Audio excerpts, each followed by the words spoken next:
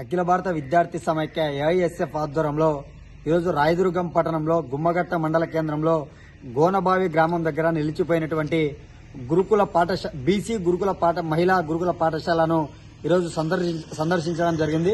ప్రధానంగా గత టీడీపీ ప్రభుత్వం 2017 సంవత్సరంలో రాష్ట్ర ప్రభుత్వం నుంచి మంజూరైనటువంటి బీసీ మహిళా గురుకుల పాఠశాల నిర్మాణం ఇంతవరకు కూడా మరి దాదాపు 8 సంవత్సరాలు గడుస్తా ఉన్నా కూడా ఇంతవరకు కూడా నిర్మాణం పూర్తి కాలేదు.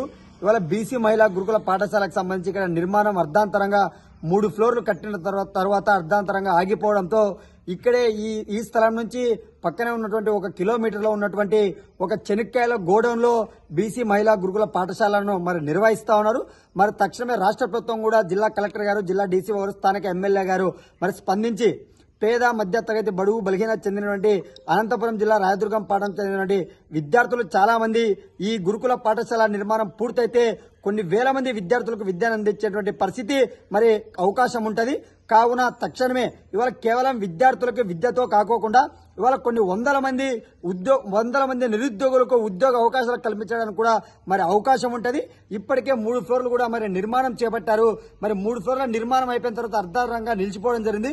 మరి తక్షణమే రాష్ట్ర ప్రభుత్వం 5 ఎకరాల 94 సెంట్లు ఉన్నటువంటి ఈ గురుకుల పాఠశాల మహిళా గురుకుల పాఠశాల నిర్మాణానికి తక్షణమే రాష్ట్ర ప్రభుత్వం నిధులు మంజూరు చేసి పేద మధ్య బడుగు బలహీన వర్గాలకు చెందినటువంటి విద్యార్థులకు విద్యను అందించేందుకు రాష్ట్ర ప్రభుత్వం కృషి చేయాలని చెప్పి మేము all India student federation AISF గా డిమాండ్ చేస్తున్నాం. గత టీడీపీ ప్రభుత్వంలో మంజూరైనటువంటి ఈ గురుకుల పాఠశాల ఏదైతే వైసీపీ గవర్నమెంట్ వచ్చిన తర్వాత ఈ నిర్మాణం ఆగిపోయింది.